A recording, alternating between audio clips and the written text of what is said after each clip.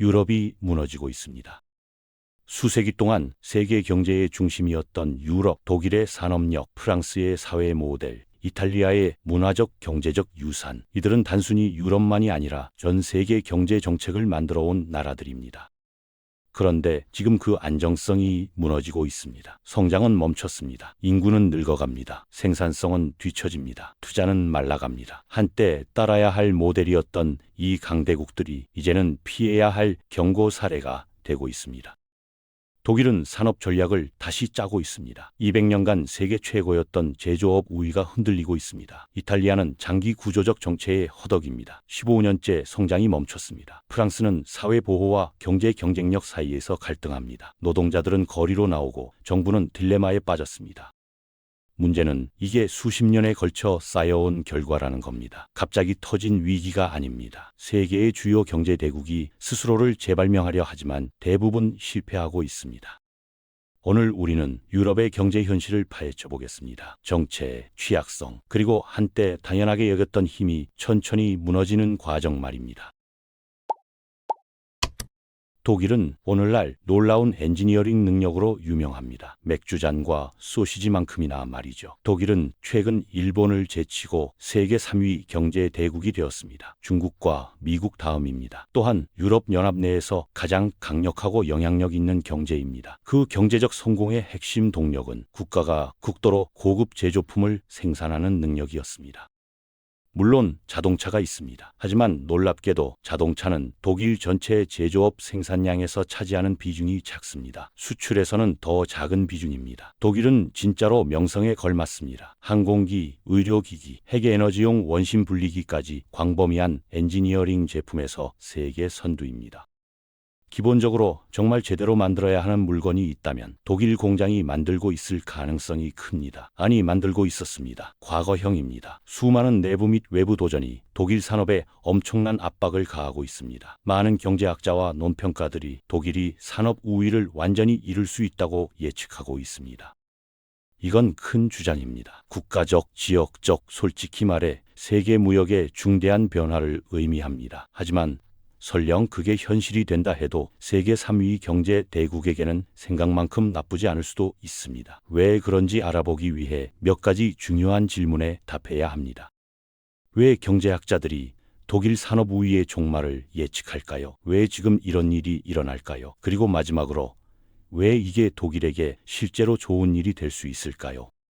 세계가 더 자유로운 무역을 향해 열리면서 패턴이 생겼습니다. 각국이 자신이 가장 잘하는 것을 하는 방향으로 일반적인 전환이 일어났습니다. 중국 같은 나라는 엄청나게 크고 상대적으로 산업 능력이 있는 인구를 가지고 있습니다. 무역에 유리한 지리적 위치도 있습니다. 급속한 확장을 매우 수용하는 정치 시스템도 있습니다. 그래서 저비용 제조업의 세계 중심지가 되었습니다.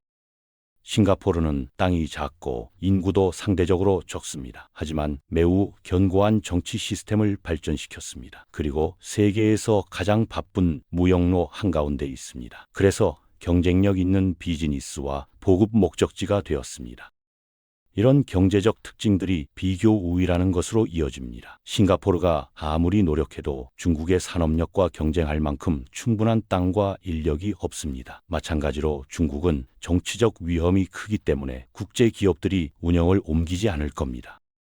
그래서 중국은 기본 제조품 생산에 비교 우위가 있고 싱가포르는 금융 서비스 제공과 세계의 주유소 역할에 비교 우위가 있습니다. 이 나라들이 서로 협력하는 한 이 강점과 약점은 괜찮습니다. 싱가포르는 중국에서 값싼 소비재를 살 수 있고 중국 해운 회사는 싱가포르를 주유소나 국제 금융 관리 장소로 쓸 수 있으니까요. 독일은 이 맥락에서 독특한 위치를 차지합니다. 고급 숙련 노동력이 있습니다. 특히 엔지니어링과 제조 분야에서 말이죠. 유럽 내 적절한 지리적 위치도 있습니다. 그리고 지난 수십 년간 매우 값싼 에너지를 이용할 수 있었습니다. 이것이 고급 산업 제품 생산에 강력한 비교 우위를 주었습니다. 보통 사람들이 제조업에서 경제적 우위를 얻는다고 생각하면 먼저 노동력 비용을 낮추는 것을 떠올립니다. 공장이 노동자에게 더 적게 지불하면 전체적으로 더 싸게 만들 수 있으니까요. 이것이 중국 같은 곳이 세계 물건의 대부분을 생산하는 이유입니다. 하지만 중국 임금이 올라가면서 글로벌 제조업체들은 인도 같은 나라에서 더 싼 대안을 찾고 있습니다. 독일은 세계에서 가장 높은 임금을 받는 노동자들이 있는 나라입니다. 표면적으로는 더 싼 글로벌 중심지와 어떻게 경쟁력을 유지했는지 이해가 안 됩니다. 하지만 제조업 유형에 따라 노동 비용은 예상만큼 중요하지 않습니다. 대부분의 독일 산업은 매우 발전된 기계와 도구에 크게 의존하거나 너무 가치 있는 것을 생산해서 시간당 2달러를 주든 50달러를 주든 최종 가격에 사실상 차이가 없습니다. 독일 자동차 공장은 많은 자동 기계를 사용합니다. 소수의 고숙련 노동자가 그 기계를 사용해 기본 수공구로 만들 수 있는 것보다 노동자당 100배 많은 자동차를 만듭니다. 그 규모에서 고숙련 독일 노동자에게 더 많이 지불하는 것이 경쟁력이 있었습니다. 우위가 기계와 그것을 사용하는 경험에서 왔지 가장 낮은 가격에 일할 노동자를 갖는 것에서 온 게 아니었으니까요. 중국이 전형적으로 생산하는 제품 유형과 비교하면 더 기본적인 도구와 많은 손 조립으로 만들어지는 경향이 있습니다. 물론 손으로 만드는 독일 자동차도 있습니다. 하지만 그것들은 극도로 가치가 높은 경향이 있습니다. 최종 소비자가 독일에서 손으로 만든 자동차에 대해 프리미엄을 기꺼이 지불하려는 것들이죠. 바로 그것이 실제로 독일의 제조업 비교 우위에 기여한 가장 큰 요인 중 하나였습니다. 바로 글로벌 명성입니다. 이것의 더 명확한 예는 지멘스 같은 회사가 만드는 제품일 겁니다. 그들은 핵 원심 분리기와 그에 딸린 모든 것을 생산합니다.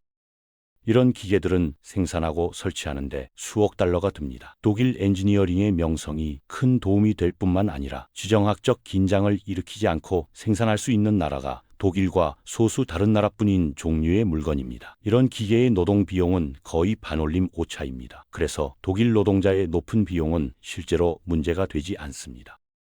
에너지 같은 다른 투입 비용이 독일에서 일어나는 고도로 기계화된 산업에 더 중요합니다. 과거에 이것은 실제로 독일의 가장 큰 강점 중 하나였습니다. 1990년대 중반 이후 러시아와 노르웨이에서 직접 매우 값싼 천연가스를 펌핑할 수 있었습니다. 이 나라들은 세계에서 가장 큰 이 에너지원 매장량을 가지고 있습니다.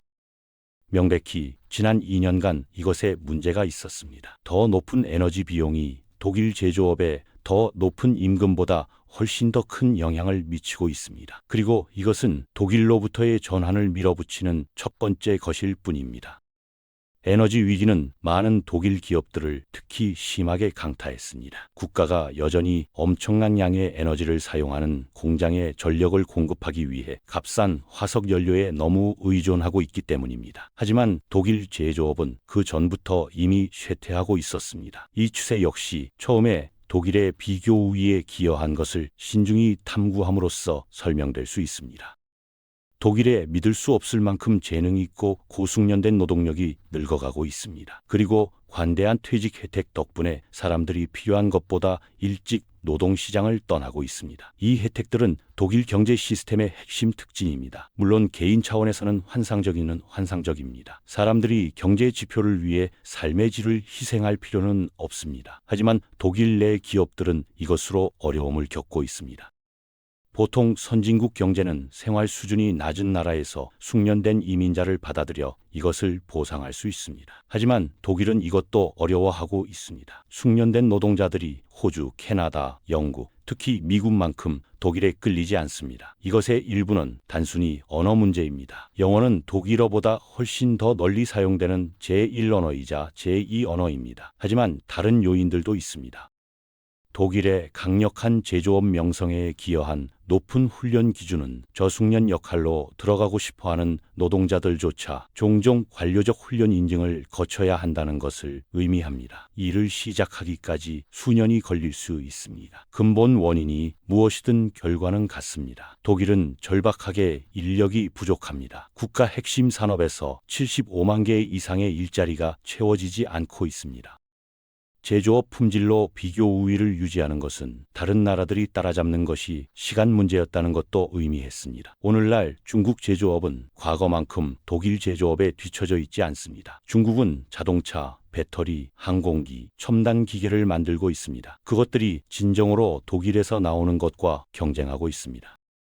물론 중국은 여전히 많은 쓰레기 제품을 생산합니다. 그래서 여전히 저품질 제품을 생산한다는 나쁜 평판을 가지고 있습니다. 하지만 첨단 제조 분야에서도 진정으로 경쟁할 수 있다는 것을 입증했습니다. 오늘날 중국에서 생산되는 BMW가 독일에서 생산되는 것보다 많습니다. 그 지표가 다소 국가적 당혹감일 수 있지만 아이러니하게도 독일의 가장 기회중 중 하나가 이 겉보기에 나쁜 소식 뒤에 숨겨져 있다는 것을 강조합니다. 독일 기업들은 다른 나라 기업들보다 제조품에 프리미엄을 청구할 수 있습니다. 소비자들이 독일산 제품을 고품질 대안으로 인식하기 때문입니다. 그게 사실인지 글쎄요. 폭스바겐을 유지 관리해 본 사람이라면 압니다. 하지만 현실은 중요하지 않습니다. 제품이 실제로 어디서 만들어지는지도 중요하지 않습니다. 사람들은 그냥 독일 회사를 보고 제품이 독일에서 만들어졌다고 가정합니다. 독일 산업 쇠퇴의 예측이 맞다면 독일이 할 수 있는 것은 이겁니다. 프리미엄을 지불할 가치가 있는 제품을 생산한다는 환상적인 명성을 가진 이점을 활용하는 겁니다. 실제로 독일에서 생산해야 하는 단점 없이 말이죠. 독일이 제조업을 축소하는 것은 여러 면에서 이미 때가 지났습니다. 다른 선진국들과 비교하면 심지어 자체 대형 자동차 제조 업체와 첨단 제조업체를 가진 나라들과 비교해도 독일은 산업 일자리에서 일하는 사람이 약 50% 더 많습니다. 이 일자리들은 더 발전된 도구와 기술을 제공해 생산성을 높일 수 있습니다. 하지만 결국 한계가 있습니다.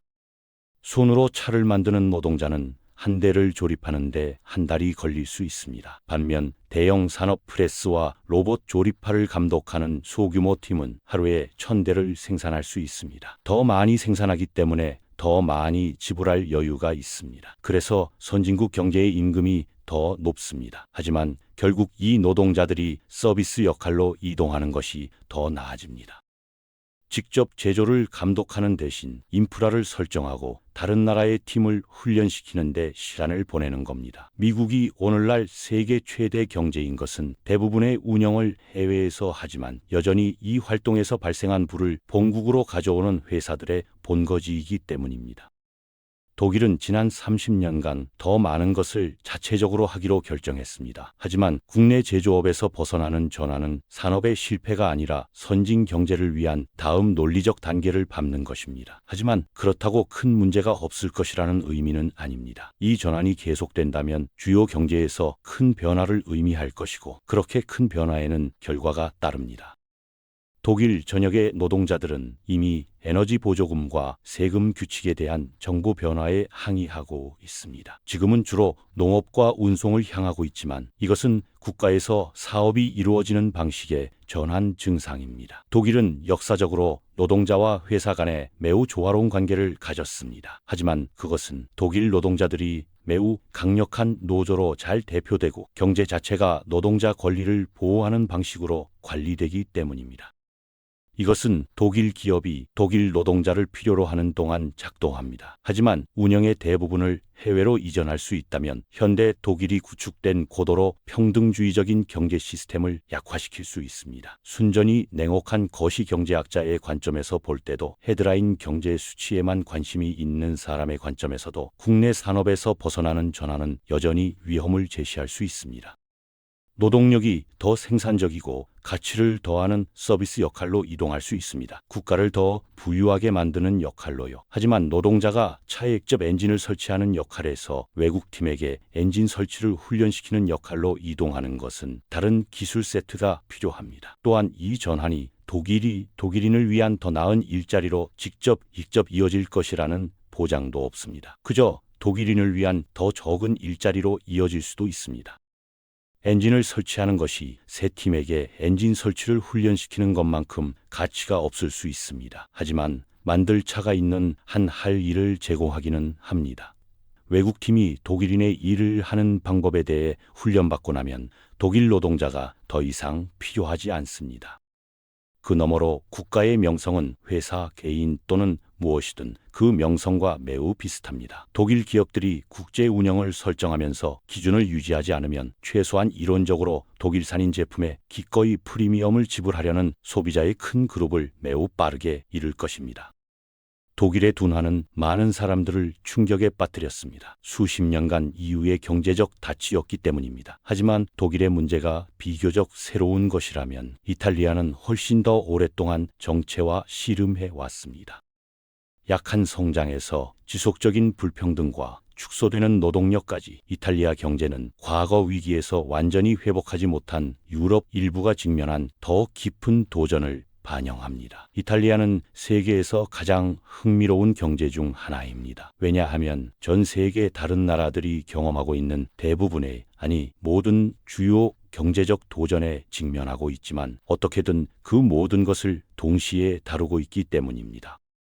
이탈리아는 세계에서 가장 높은 수준의 국가 부채를 가지고 있습니다. 고령화 인구를 가지고 있습니다. 남아있는 적은 수의 젊은 숙련 노동자들이 떠나고 있습니다. 또한 지역 불평등, 부진한 성장, 신뢰할 수 없는 세수 수입을 다루고 있습니다. 한때 세계를 선도하던 산업들이 전 세계에서 경쟁에서 밀려났습니다. 이탈리아는 또한 세계화, 해외 이전, 제한된 무역 같은 문제들을 다룬 국가로서 놀라운 사례 연구 역할을 합니다. 이것은 미국, 러시아, 중국, 걸프 국가들, 그리고 물론 유럽 자체 사이에 많은 우려를 일으키고 있습니다. 이 미지수들의 많은 부분을 이탈리아는 최소한 지난 20년간 다뤄왔습니다. 그것이 바로 이 나라가 15년째 쇠퇴하는 경제가 된 이유의 일부입니다. 나쁘게 들리지만 이상하게도 한편으로는 경제가 무난히 받아들이고 있고 다른 한편으로는 유럽연합에서 가장 높은 빈곤율을 가진 곳으로 만들었습니다. 사람들이 보통 상대적 부와 연관시키는 국가들의 집합체인데 말입니다. 최소한 세계 대부분과 비교하면요. 유사성이 완벽하지 않더라도 경제학자들이 이런 도전에서 배울 수 있는 것이 여전히 많습니다. 우리 자신의 경제의 미래가 어떻게 보일지에 대한 훌륭한 통찰이 되는 것을 넘어서 이탈리아는 그 자체로 탐구할 가치가 있는 진정으로 매력적인 경제적 특징들을 가지고 있습니다. 다른 이유가 없다면 정말 흥미롭기 때문입니다. 이탈리아는 독일, 프랑스와 함께 유럽연합 전체 경제 생산량의 절반 이상을 차지합니다. 이 연합은 집합적으로 세계에서 두 번째로 큰 운영 경제를 형성합니다. 이미 상당히 인상적인 규모임에도 불구하고 이탈리아 경제는 정부가 인정하고 싶어 하는 것보다 실제로 훨씬 더 클 수 있습니다. 최근 몇 년간 암시장이 이탈리아 전체 경제 생산량의 4분의 1까지 책임져 왔습니다. 여기서 논리적 가정은 대부에 대해 생각하는 것이겠지만 현실은 훨씬 더 이상하고 흥미롭습니다. 따라서 이탈리아 경제가 가르쳐줄 수 있는 모든 것을 이해하기 위해 몇 가지 간단한 질문에 답해야 합니다. 세계에서 가장 빠르게 성장하는 선진 경제 중 하나가 어떻게 한 번도 아니고 두 번도 아니고 세 번이나 즉시 성장을 멈췄을까요? 국가는 긴 도전 목록을 다루면서 무엇을 옳게 하고 잘못했을까요? 국가의 경제 정체에 진짜 누가 책임이 있을까요? 이탈리아는 독특한 형태의 파괴적 불평등에 어떻게 영향을 받았을까요? 그리고 마지막으로 국가의 경제 모델이 그저 발견된 새로운 글로벌 환경과 양립할 수 없는 걸까요? 경제로서 이탈리아는 2008년에 정점을 찍었습니다. 그 이후로는 대부분 정체되었고 전반적으로 느린 쇠퇴를 보였습니다. 지난 10년간 명목 경제 생산량의 약 20%를 잃었습니다. 역사를 더 거슬러 올라가 보면 그러나 이것이 이탈리아의 정말로 새로운 것이 아니라는 것이 드러납니다. 오늘날 경제는 제2차 세계대전 종료 이후 국가에서 반복되어 온 추세의 연속입니다. 국가는 수십 년의 빠른 성장을 겪었고 수십 년의 거의 완전한 정체로 단절되었습니다. 많은 경우 마이너스 성장이었습니다. 다시 성장하기 전까지요. 경제 생산량은 경제의 건강의 한 가지 측정일 뿐입니다. 하지만 이렇게 기본적인 차트조차도 이탈리아가 오늘날 처한 상황에 어떻게 이르렀는지에 대해 정말 흥미로운 이야기를 들려줍니다. 이탈리아는 역사적으로 네덜란드와 영국이 글로벌 식민 강국이 되면서 추월당하기 전까지 유럽 전체에서 가장 강력한 산업 경제였습니다. 그 이후에도 그리고 프랑스와 독일 같은 다른 주유럽 강국들보다 산업화가 느렸음에도 불구하고 이탈리아는 다양한 형태로 사실상 수천 년 동안 유럽 상위 5대 경제 안에 남아 있었습니다. 북쪽으로 산으로 보호되지만 다른 모든 방향으로 어업과 무역을 위한 지중해로의 쉬운 접근을 가진 강력한 지리는 그것이 자연스럽게 문명이 번영하기에 좋은 장소가 되었다는 것을 의미했습니다. 그것은 기원전 500년에 그랬던 것처럼 오늘날 경제에도 마찬가지로 사실입니다. 오늘날 존재하는 이탈리아 경제는 제2차 세계대전의 여파 동안 정말로 시작되었습니다. 국가는 많은 경우 문자 그대로 잔해에서 재건되었습니다. 전시 산업들이 미국의 지원과 감시하에 국내 산업으로 전환되었습니다. 미국은 마셜 플랜을 통해 서유럽 재건에 수십억 달러를 투자하고 있었습니다. 이것은 1950년대로 수십억 달러가 실제로 정부 예산에 중요했던 시절입니다. 이 지출의 동기는 부분적으로 미국 산업 부문이 생산할 수 있는 모든 상품을 살 수 있는 새로운 고객 기반을 구축하기 위한 것이었지만 주로 소련으로부터 공산주의 확산을 막기 위한 강력한 의존적 동맹을 재개발하기 위한 것이었습니다. 미국은 또한 중화인민공화국에서 오는 공산주의 영향의 확산을 막기 위해 한국과 일본에서 비슷한 재건 노력을 수행했습니다. 좋은 위치에서 시작하지는 않았지만 이 재건 노력들은 오랫동안 지속된 성장 기간으로 이어졌습니다. 그러나 표면 아래에는 여전히 정치적 긴장이 있었고 매우 심각한 국내 문제를 일으켰습니다. 1980년 볼로냐 기차역 폭탄 테러 같은 것들 말이죠. 이것은 오늘날까지 유럽에서 수행된 가장 치명적인 공격 중 하나로 남아 있습니다. 이런 정치적 긴장은 여러 면에서 국가의 다른 경제 문제들의 원인이었고 동시에 그것에 의해 가속화되었습니다. 경제 생산량 수치만 봐도 이탈리아가 매우 잘하고 있는 것처럼 보였습니다. 하지만 많은 부채를 떠안아 주요 개발 프로젝트에 자금을 대는 것만으로 경제를 성장시키는 것은 비교적 쉽습니다. 특히 세계의 주요 강국이 공산주의 확산을 막기 위해 기꺼이 돈을 빌려줄 때는요. 도전은 그 개발을 취해서 국내 경제와 수출 시장을 위한 가치를 지속 가능하게 생산하는 데 사용하는 것입니다. 이탈리아는 이것을 하는데 어려움을 겪고 있었습니다. 건설과 재건 노력이 둔화되거나 더 이상의 자금을 얻을 수 없게 되자 이탈리아 경제는 첫 번째 현대적 정체의 10년으로 떨어졌습니다. 비록 이 첫 번째 것은 정말로 약 6년만 지속되었지만요. 이 기간 동안 이탈리아 정부는 동시에 대량 실업, 큰 부채 부담, 높은 인플레이션, 그리고 젊은 산업들이 크게 의존하게 된 화석 연료의 에너지 비용 상승 같은 외부 도전들을 다뤄야 했습니다. 좋은 것들은 아니지만 경제 둔화는 국가가 정책을 바꾸고 애초에 문제를 일으킨 산업을 줄일 좋은 기회로 작용합니다. 이 첫 번째 정체 동안 정확히 그런 일이 일어났습니다. 국가는 그저 인프라를 건설하는 것에서 벗어나 재구조화했습니다. 그 인프라를 사용해 전 세계에 팔 수 있는 것을 만드는 것으로 관심을 돌렸습니다. 또한 중앙은행에 독립성을 부여하는 것 같은 개혁을 시행했습니다. 그러면 인플레이션과 싸우기 위해 금리를 올릴 수 있었습니다. 동시에 임금 지수화에 관한 법률이 완화되었습니다. 임금 지수화는 오늘날 매우 흔하지 않습니다. 주로 그것이 야기하는 시장 문제 때문입니다. 하지만 그것은 고용계약에서 합의한 것이 아니더라도 임금이 인플레이션을 따라잡는다는 규칙입니다. 표면적으로는 공정하게 들립니다. 인플레이션이 높다면 노동자들이 같은 금액이 훨씬 더 많이 살 수 있었을 때 합의한 급여 때문에 사실상 적게 받는 것은 아마도 옳지 않을 겁니다. 문제는 자동 임금 지수화가 경제학에서 가장 위험한 과정 중 하나인 임금 물가 나선형을 가속화한다는 것입니다. 인플레이션이 높으면 노동자들은 구매해야 하는 상품과 서비스의 상승 비용을 따라잡기 위해 더 높은 임금을 요구할 것입니다. 기업들이 이 더 높은 임금을 지불하기로 동의하면 수익성을 유지하기 위해 가격을 올려야 합니다. 더 높은 가격은 다시 더 많은 인플레이션을 일으킵니다. 많은 경제를 이것으로부터 구하는 한 가지는 인플레이션이 일어나는 것과 사람들이 더 높은 임금을 요구하는 것 사이의 시차입니다. 인플레이션이 낮으면 임금이 따라잡지 못하고 있다는 것조차 모르는 사람들이 많을 겁니다. 그들에게는 끔찍하지만 경제에서 조정 힘으로 작용합니다. 임금이 자동으로 인플레이션을 따라잡는다면 당시 이탈리아에서처럼 이 과정을 임금 물가 나선형이라고 알려진 것을 훨씬 더 빠르고 훨씬 더 고치기 어렵게 만들 뿐입니다. 정체는 의심할 여지 없이 이탈리아에 고통스러웠습니다. 하지만 필요한 변화들을 강제함으로써 세계에서뿐만 아니라 역사상 가장 빠르게 성장하는 경제 중 하나로 돌아왔습니다.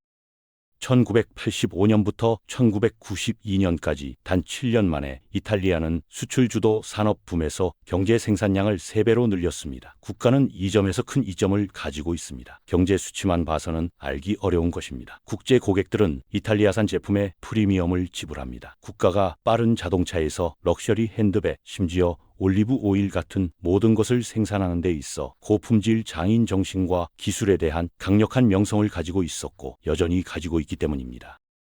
수출 상품에 메이드 인 이탈리아 로고가 있으면 그 상품의 가격은 세계 대부분의 다른 나라에서 온 경쟁 상품보다 높을 수 있고 많은 소비자들이 여전히 기꺼이 프리미엄을 지불할 것입니다. 일부 나라들은 가능한 모든 기회에 긴 국제 경쟁자 목록을 밑도는 극단적인 조치를 취해야 합니다. 글로벌 시장에 가장 싸고 따라서 가장 경쟁력 있는 상품을 공급하기 위해서요.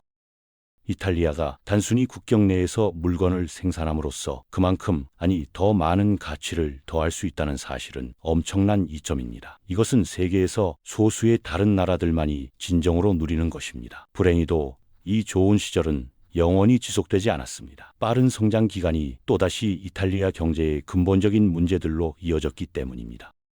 부채가 다시 쌓이기 시작했습니다. 정부와 국민 모두 더 많은 미래 성장에 베팅하기 위해 무책임하게 빌리기 시작했습니다. 국가는 또한 세금 회피 문제를 가지고 있었습니다. 이탈리아 수출 기적의 중추를 형성한 소규모 산업들은 악명 높게 세금 공격을 받기 어려웠습니다. 약한 정부 통제와 형편없이 계획된 허점을 이용해 거의 또는 전혀 세금을 내지 않는 것이 거의 국민적 오락이 되었습니다. 이제 전반적으로 기꺼이든 아니든 과세를 줄이고 정부 규제를 줄이면서 부채를 통해 지출을 늘리는 것은 고전적인 확장 경제 정책입니다. 정부가 꼭 그렇게 하려고 의도하지 않더라도 이것은 아마도 국가가 1980년대에 빠진 구덩이에서 빠져나오는데 필요한 것이었을 겁니다. 하지만 유로존에 들어가고 유럽연합의 새 통화를 사용할 수 있도록 허용받기 위해 이탈리아는 강제로 행동을 정리해야 했습니다. 부채 부담을 줄이고 국민들이 세금을 내도록 더 잘해야 했습니다. 규제를 늘리고 부채를 줄이고 세금을 올리는 것은 모두 경제에서 돈을 빼내는 작용을 합니다. 옳은 일이었더라도 여전히 경제 성장에 제동을 걸었습니다. 1990년대 나머지 기간 동안 이탈리아 경제는 다시 한번 거의 10년간의 정체 기간에 들어갔습니다. 다행히 국가에게 1999년 유로 채택은 일종의 황금 기회를 만들어냈습니다. 짧은 소강 후 국가는 반복되는 주제로 10년도 안 돼 경제 생산량을 2배 이상으로 늘렸습니다. 다시 한번 세계에서 가장 빠르게 성장하는 선진 경제 중 하나가 되었습니다. 유로존 진입은 외국 투자, 외국 노동자, 외국 상품 구매자를 끌어들이기 더 쉽게 만들었습니다. 거래 파트너들도 악명 높게 불안정한 리라의 외환 위험에 대해 걱정할 필요가 없었습니다. 유로존의 이점은 또한 이탈리아 제조업의 추가적인 일반 개발과 관광 같은 산업의 부상과 일치했습니다. 그러다가 물론 국가는 글로벌 금융위기와 유로존 위기의 타격을 받았습니다. 그 이후로 또 다른 정체 기간에 빠졌습니다. 다만 이번에는 10년 미만 지속되는 대신 거의 15년간 계속되고 있습니다. 우리가 이탈리아의 독특한 경제 역사, 붐과 정체기의 세부 사항을 탐구하는데 그렇게 오랜 시간을 보낸 이유는 국가의 명백한 질문을 제기하기 때문입니다. 다시 할 수 있을까요? 명백히 누구도 미래를 예측할 수 없습니다. 경제학자들은 더욱 그렇습니다. 하지만 역사가 반복된다면 이탈리아는 이 이상한 경제 생산량 계단에서 또 다른 발걸음을 내디딜 때가 지났어 보입니다. 불행히도 물론 그렇게 간단하지 않습니다. 오래된 역사적 도전들과 결합하고 있는 새로운 도전들이 있습니다. 그것들이 상표적인 이탈리아 반전을 불가능하게 만들고 있습니다.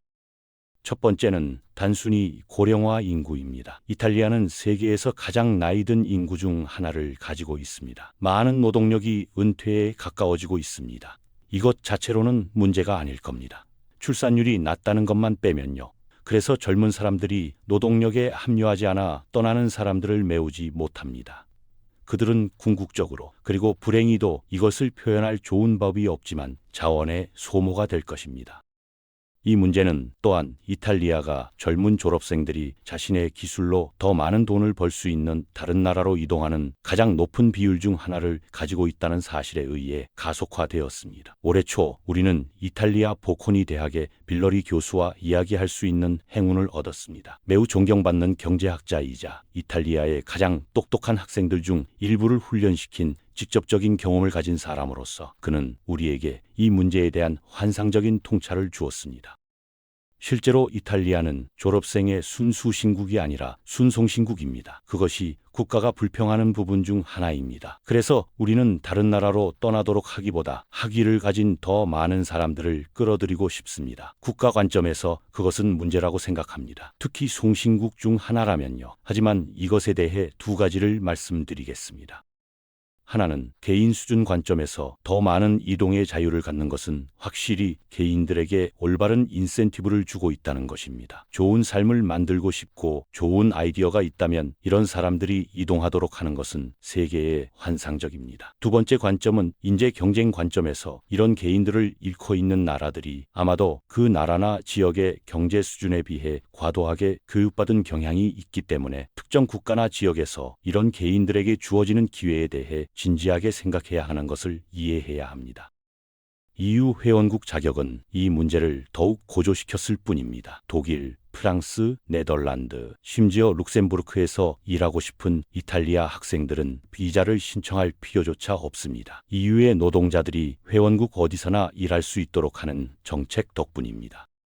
임금을 올리면 숙련된 젊은 이탈리아인들의 이 탈출을 막는 데 도움이 될 수 있습니다. 하지만 국가의 산업들은 더 이상 가장 큰 유럽 경쟁자들과 경쟁할 여유가 없습니다. 단순히 생산적이지 않기 때문입니다. 이탈리아 기업의 평균 규모는 다른 선진 유럽 경제의 기업 평균 규모보다 상당히 작습니다. 이탈리아는 평균적으로 회사당 3.6명의 노동자를 가지고 있습니다. 서유럽 평균은 15명입니다. 사실상 조직당 노동자 수가 4배입니다. 산업화된 경제에서 규모는 중요합니다. 더 큰 회사들은 더 전문화되고 더 가치가 추가된 항목들을 생산할 수 있습니다. 대부분의 고도로 발전된 산업에서 추가 노동자를 더하는 한계의 점은 긍정적입니다. 사업의 노동자들이 생산의 한 측면에 집중하고 그것을 정말 잘할 수 있게 하기 때문입니다. 자동차가 이탈리아의 가장 큰 산업 중 하나이고 아마도 사람들이 이탈리아 제조업을 생각할 때 가장 먼저 생각하는 것이라는 점을 감안하면 좋은 예가 됩니다.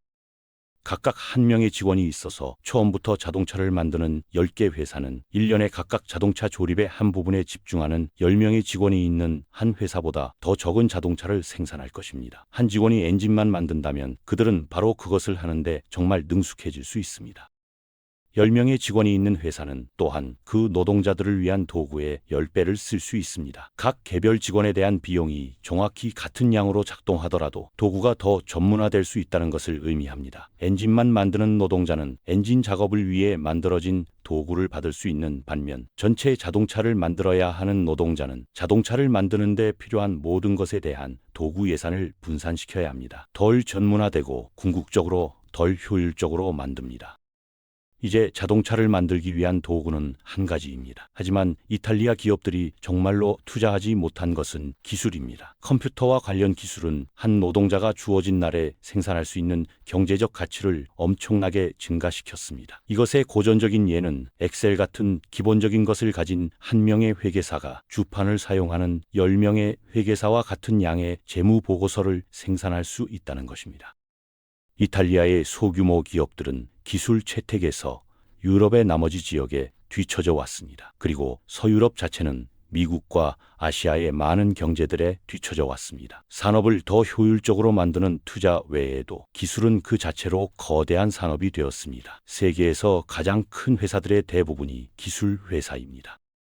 이탈리아는 물론 어떤 면에서 이런 영세 산업으로부터 이익을 얻습니다. 럭셔리 상품을 생산할 때 양보다 질에 집중하는 곳으로서의 명성을 유지하는 데 도움이 되기 때문입니다. 하지만 프랑스, 독일 같은 나라들은 실제로 규모에 대한 절충 없이 달성합니다. 독일의 메르세데스는 이탈리아의 피아트와 비슷한 양자를 고용하지만 메르세데스는 훨씬 더 프리미엄이고 경제차보다 훨씬 높은 수출 마크업을 생성합니다.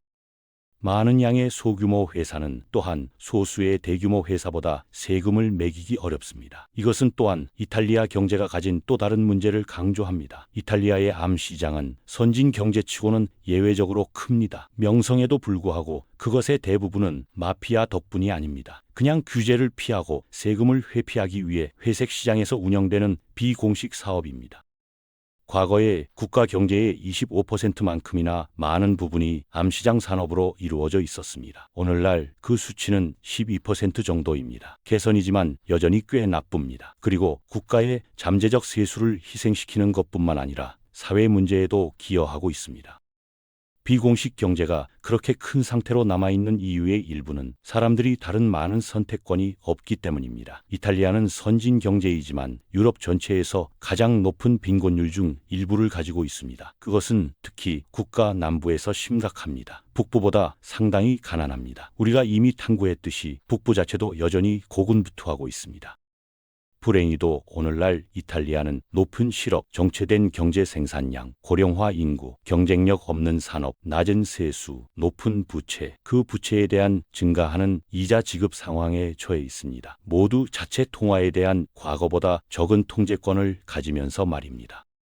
세금을 올리고 지출을 낮춰 부채 부담을 줄이려 하면 이미 고군분투하고 있는 지역 산업을 짓누를 것입니다. 더 많이 빌리면 파산할 위험이 있습니다. 아무것도 하지 않으면 상황은 아마도 더 나빠질 뿐입니다.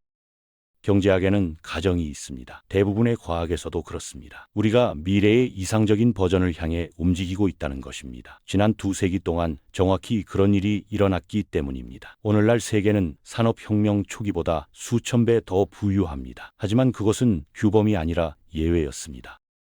이탈리아는 점점 더 경쟁적인 글로벌 경제에서 경쟁하기가 점점 더 어려워지고 있는 선진 경제의 긴 목록 중 하나일 뿐입니다. 우리 모든 살아있는 기억 동안 성장을 누렸다고 해서 미래에도 그것이 보장되는 것은 아닙니다.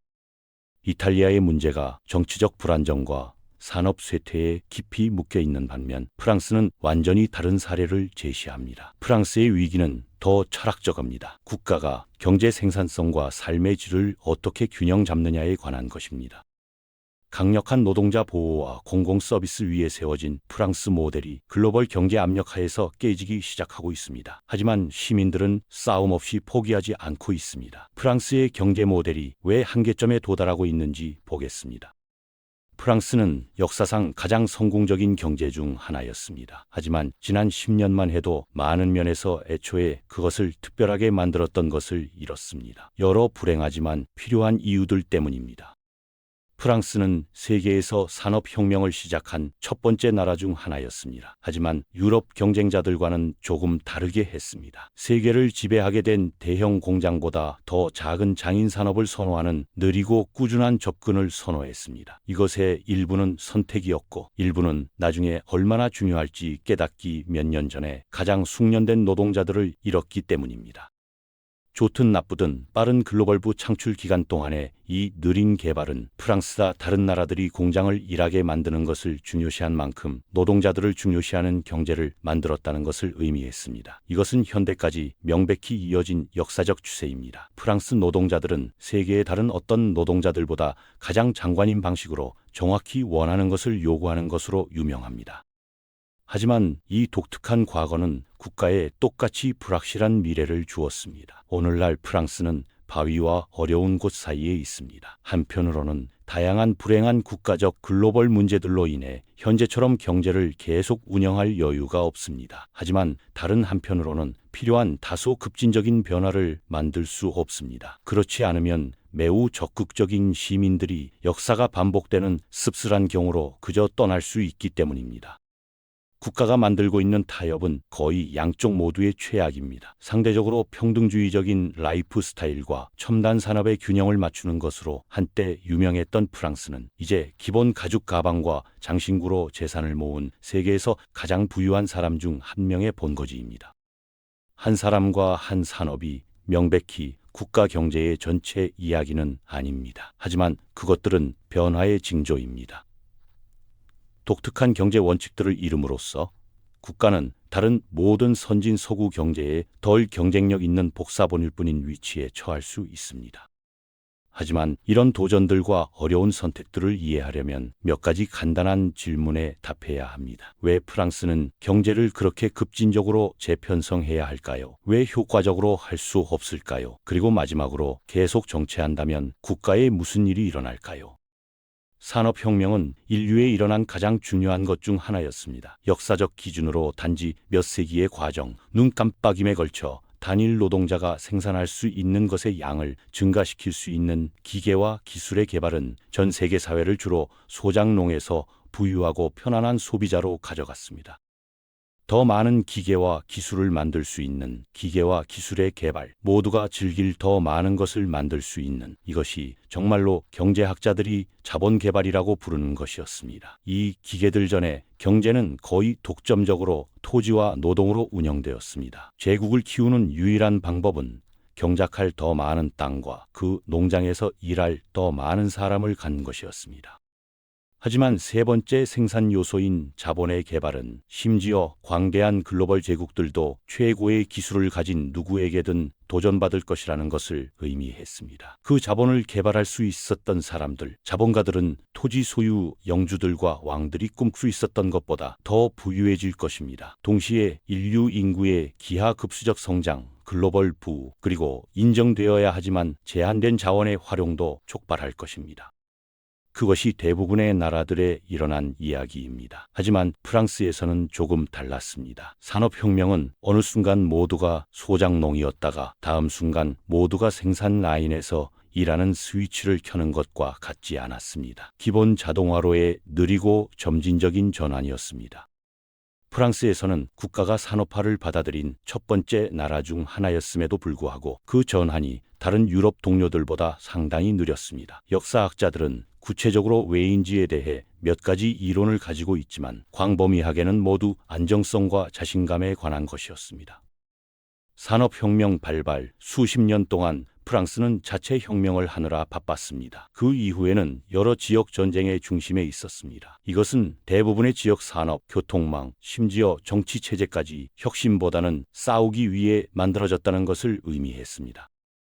프랑스는 또한 산업혁명의 준비 과정에서 숙련 노동자들의 탈출을 겪었습니다. 이 사람들은 주로 종교 박해를 피하는 개신교도들이었습니다. 하지만 그들 중 많은 비율이 초기 기계공과 엔지니어들이었습니다. 증기 엔진과 기계화된 공장을 만들고 싶어하는 나라에 매우 가치 있게 될 기술들이었습니다.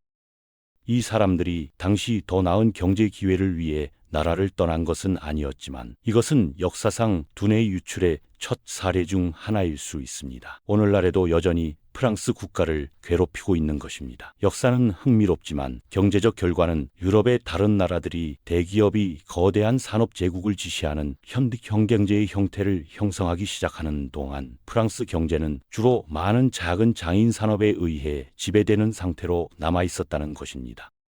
이것의 결과는 인간 노동이 다른 산업 경제에서 초기 산업의 문자 그대로의 고기 분쇄기에 종종 던져진 반면 프랑스 노동자들은 고용주에 대해 훨씬 더 많은 권력을 유지했다는 것입니다. 산업을 주도하는 훨씬 더 작은 회사들이었기 때문입니다. 한 회사만이 산업을 지배한다면 그것을 독점이라고 합니다. 일반적으로 경제학에서 이것은 이상적인 상황으로 보이지 않습니다. 그 회사가 가격을 올리고 기준을 낮출 수 있고 다른 선택이 없기 때문에 그것에 대해 할 수 있는 일이 없기 때문입니다. 독점에 대하는 두 회사가 산업을 지배하는 복점입니다. 소수의 회사만이 산업을 지배하는 과점, 거의 무한한 회사들이 모두 서로 경쟁하는 완전 경쟁까지 내려갑니다. 과점이나 독점의 문제를 평가할 때 일반적으로 대부분의 사람들, 심지어 대부분의 경제학자들도 제한된 경쟁이 소비자에게 야기할 수 있는 문제에 집중할 것입니다. 한 회사만이 컴퓨터를 만든다면 그들이 청구하는 것이 무엇이든 그것이 소비자가 사고 싶다면 지불해야 하는 것입니다. 그 회사는 더 나은 컴퓨터를 만들기 위해 R&D에 돈을 쓸 인센티브가 없을 것입니다. 고객들에게 다른 선택이 없기 때문입니다. 이것은 문제입니다. 하지만 더 큰 문제는 그것이 노동자들에게 하는 일입니다. 사람들이 평균 이하 컴퓨터에 조금 더 써야 한다면 그것은 컴퓨터를 만드는데 훈련받은 사람이 잠재적 고용주가 한 명뿐인 것만큼 나쁘지 않습니다. 한 회사가 전체 산업을 지배한다면 그들은 노동자들의 임금을 낮출 수 있습니다. 그들이 갈 곳이 없기 때문입니다. 다시 말하지만 이것의 정반대는 고객과 노동자를 위해 서로 경쟁하는 많은 작은 기업들이 있는 완전 경쟁입니다. 이것이 산업혁명 동안 프랑스가 처한 상황이었습니다. 프랑스 경제는 고도로 집중된 산업 중심지를 가진 다른 유럽 강국들보다 느리게 발전했습니다. 하지만 오늘날까지 국가에 잘 기여한 더 평등주의적인 문화의 기초를 쌓았습니다. 절충은 프랑스 산업이 항상 독일, 영국, 특히 미국 같은 나라들보다 약간 덜 생산적이었다는 것입니다. 이것은 프랑스가 고도로 산업화된 선진제임에도 불구하고 임금이 항상 약간 낮았다는 것을 의미합니다. 이것은 전후 기간에 특히 사실이었습니다. 프랑스 노동자들과 대부분의 유럽 노동자들이 실제로 미국 노동자들보다 더 긴 시간을 일했지만 여전히 전체적으로 덜 생산했습니다. 명백히 오늘날 그것은 더 이상 사실이 아닙니다. 프랑스는 다시 절대적 경제 생산량을 더 균형 잡힌 라이프 스타일을 위해 희생했습니다. 하지만 좋은 근무 조건, 강력한 노동자 보호, 안전한 은퇴에 더 집중하면서 그것은 대부분의 프랑스 노동자들이 꽤 행복했던 절충이었습니다. 실제로 국가의 현대사 대부분 동안 제2차 세계대전 이후 재건 노력에 이어 그 근무 조건과 보호에 도전하려는 어떤 시도든 1940년에 잘 기여했을 종류의 저항을 만났습니다. 이 모든 것은 오늘날 존재하는 프랑스 경제의 또 다른 매우 중요한 요소, 정부의 강력한 손의 형성으로 이어졌습니다. 프랑스는 지금까지 2세기에 더 나은 부분 동안 자본주의 경제를 가졌습니다. 하지만 그 시간 동안 특정 부문에서 자유시장의 영향력을 특정 산업에서 정부의 강력한 관여로 억제했습니다. 많은 작은 회사들이 노동자들에게는 좋았을 수 있지만 경제에도 큰 조직을 갖는 것에 이점이 있습니다. 단순히 작은 회사들이 할 수 없는 규모와 산업에서 운영할 수 있기 때문입니다. 제2차 세계대전 이후 프랑스는 이 약점을 깨달았고 정부가 기본적으로 큰 운영이 존재하지 않는다면 우리가 직접 만들 것이라고 말함으로써 상황을 바로잡는 적극적인 손을 잡았습니다. 이것은 뒤리즘이라고 알려지게 된 경제 정책이었습니다. 프랑스어 사용자에게 그 발음을 망친 것에 대해 죄송합니다. 어쨌든 이것은 대략 방향으로 번역됩니다. 정부가 중요하다고 생각하는 산업의 형성을 통해 경제를 지시하지만 여전히 민간 산업이 그것과 함께 성장하거나 심지어 가능하다면 정부 운영을 능가하도록 환영한다는 뜻입니다. 정부는 국립은행, 국립고속철도 서비스, 에어프랑스, 심지어 기본적으로 인터넷 이전의 인터넷이었던 미노텔 같은 국영 기업들을 만들었습니다. 간단히 말해서 이것은 정말로 당시 세계의 두 주요 경쟁 이데올로기 사이의 타협이었습니다. 국가가 모든 산업을 소유하는 공산주의와 경제에서 국가의 유일한 역할이 경쟁적인 민간 산업을 규제하는 것인 순수 시장 자본주의 사이의 타협이었습니다. 자유시장 내에서 국영 기업을 만들므로써 프랑스는 양쪽 모두의 최선을 얻으려고 노력했습니다. 이 회사들의 존재는 정부에 의해 자금이 지원되었습니다. 진정으로 좋은 투자가 될 수 있기 때문만이 아니라 국가가 적절한 규모에서 전달할 수 있는 조직에 의해 제공되는 이런 서비스들을 갖는 것이 중요하다고 여겨졌기 때문입니다. 항공사 같은 서비스 제공자가 단지 10명의 직원으로는 효과적으로 운영할 수 없을 것이라는 것에도 불구하고 서로 경쟁하는 많은 작은 회사들을 갖는 것이 노동자와 소비자에게 갖는 이점은 말입니다. 포괄적인 노선 네트워크와 그에 수반되는 모든 인프라를 제공하려면 수천 명의 노동자와 수십억 달러의 투자가 필요합니다. 정부가 제공한 것입니다.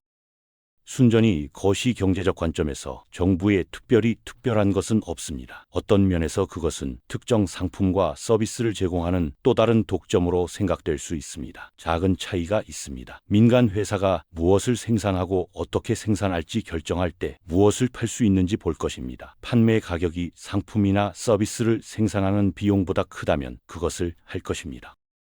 정부도 경제 참여자들에게 상품과 서비스를 제공하기 위해 존재합니다. 하지만 다른 동기를 가지고 있습니다. 상품이나 서비스에 대한 특정 수요에 대해 걱정할 필요가 없습니다. 그것을 팔아서 돈을 벌지 않기 때문입니다. 사람들에게 세금을 매김으로써 돈을 법니다.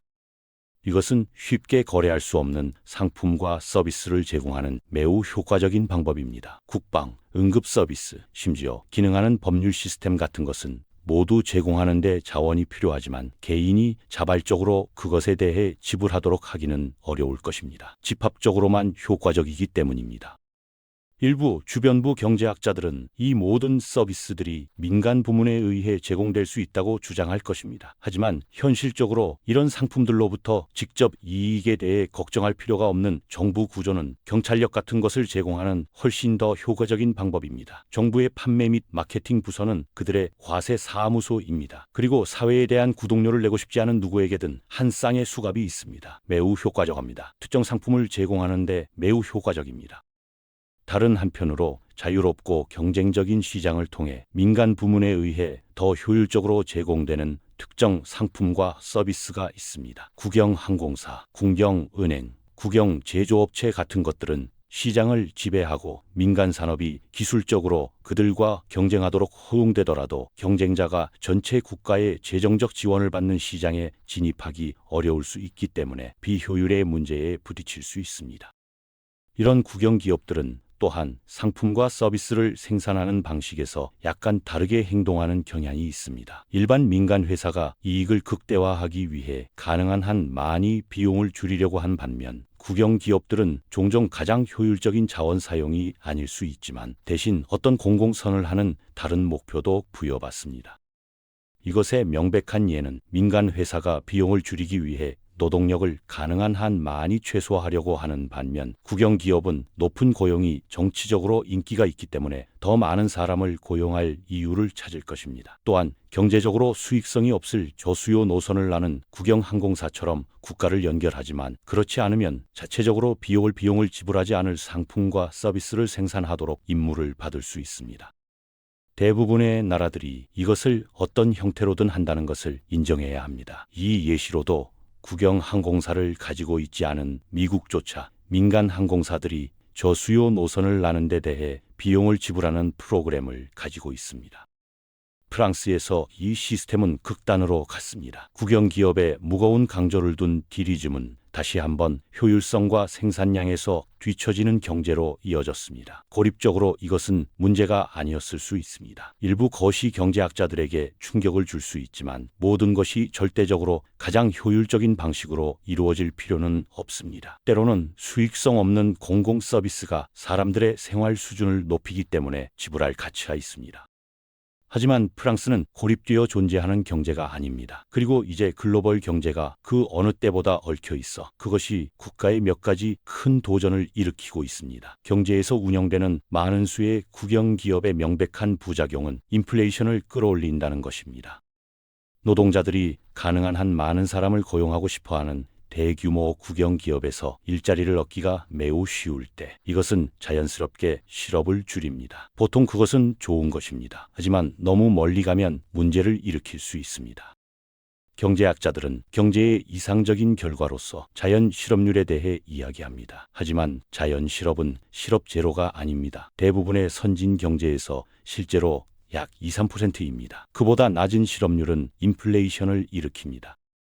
더 많은 사람들이 일하고 있다면 가계에 더 많은 소득이 들어올 것입니다. 이것은 더 많은 사람들이 그 경제의 모든 것에 대해 더 많은 총수요를 만들 더 많은 돈을 가지고 있다는 것을 의미합니다. 또한 회사들이 새 직원을 고용하고 싶어 한다면 일자리를 찾는 사람이 적기 때문에 그렇게 하기가 더 어려워질 것이라는 것을 의미합니다. 그래서 이미 일자리가 있는 사람들이 대신 와서 일하도록 더 많은 돈을 제공해야 할 것입니다. 모든 회사가 이것을 하고 있다면 이익 마진을 유지하기 위해 가격을 올리도록 강요가 될 것입니다. 이것은 사람들이 인플레이션을 따라잡기 위해 더 높은 임금을 요구할 것이라는 것을 의미합니다. 이것은 회사들이 다시 가격을 올리도록 할 것입니다. 임금 물가 나선형으로 알려진 악순환에서 말입니다.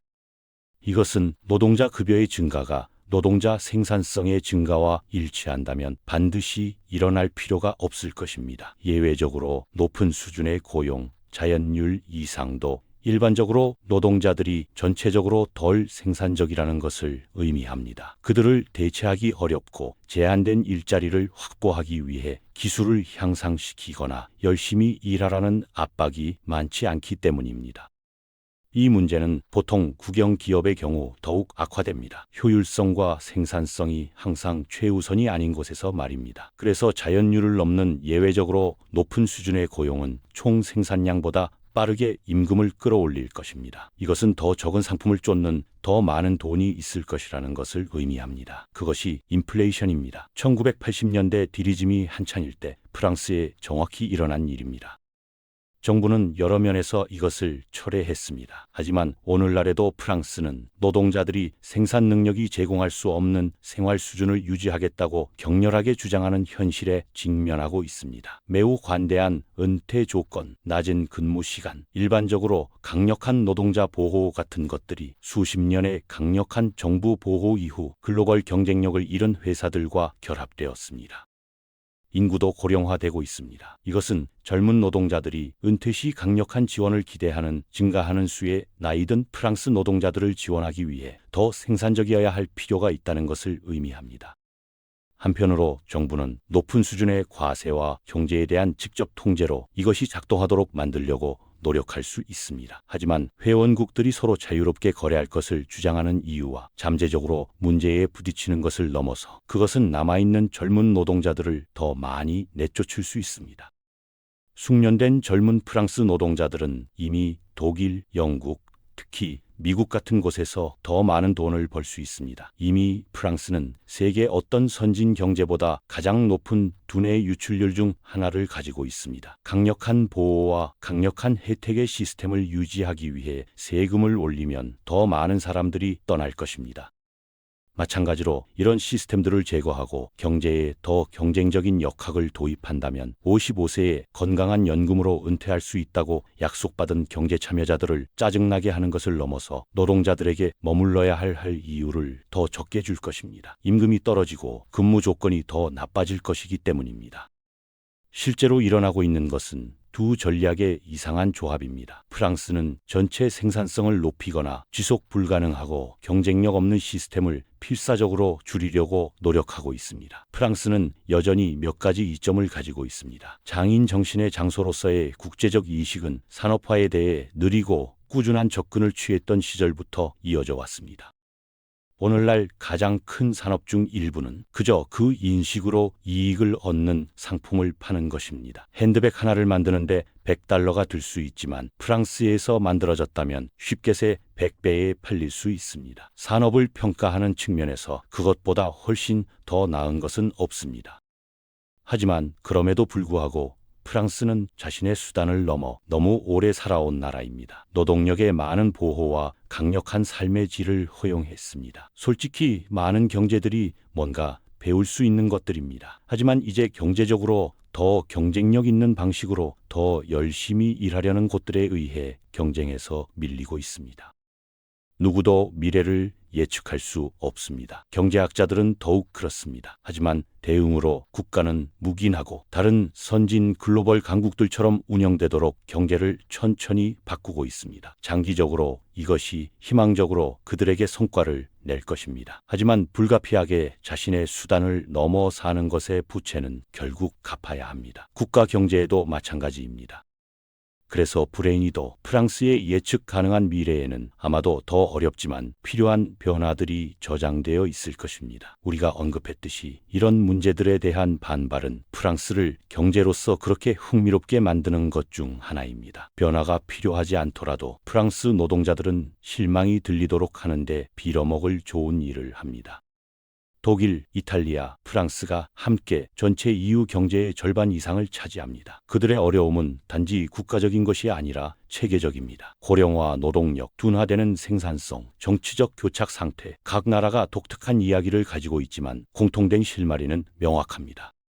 유럽은 성장이 당연하게 여겨질 수 없는 시대에 들어서고 있습니다. 이들은 현대 번영을 정의하는 데 도움을 준 선진 경제들입니다. 이제 그들은 오래된 시스템이 새로운 현실을 만날 때 무슨 일이 일어나는지 우리에게 보여주고 있습니다.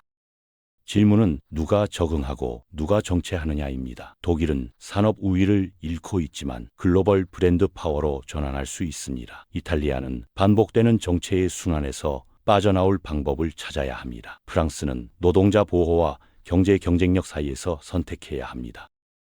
이것은 유럽만의 문제가 아닙니다. 전 세계의 선진 경제들이 비슷한 도전에 직면할 것입니다. 고령화 인구, 둔화되는 성장, 증가하는 글로벌 경쟁. 유럽은 단지 먼저 그것을 경험하고 있을 뿐입니다. 우리 모두를 위한 조기 경보 시스템입니다.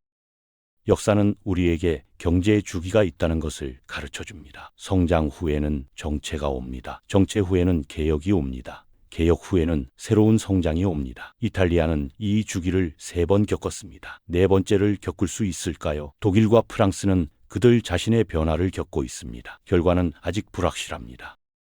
하지만 한 가지는 확실합니다. 과거에 효과가 있었던 것이 미래에도 효과가 있을 것이라고 가정할 수 없습니다. 세계가 변했습니다. 중국은 더 이상 단순히 값싼 공장이 아닙니다. 기술은 모든 것을 파괴하고 있습니다. 젊은 인재들은 기회가 있는 곳으로 이동합니다. 그리고 작은 나라들은 틈새 시장에서 큰 나라들을 능가하고 있습니다. 유럽의 위대한 강국들은 포기하지 않았습니다. 하지만 그들은 확실히 고군분투하고 있습니다. 그들이 어떻게 적응하는지 또는 적응하지 못하는지는 다음 세대의 글로벌 경제를 형성할 것입니다. 이것은 단지 유럽의 이야기가 아닙니다. 이것은 세계 경제가 어디로 향하고 있는지에 대한 이야기입니다. 유럽이 다시 일어설 수 있을까요? 역사는 그럴 수 있다고 말합니다. 하지만 이번에는 다를 것입니다. 오래된 규칙들은 더 이상 적용되지 않습니다. 새로운 규칙들은 아직 쓰여지지 않았습니다. 그리고 그 사이에 세계에서 한때 가장 강력했던 경제들은 무엇이 다음에 올지 알아내려고 노력하고 있습니다.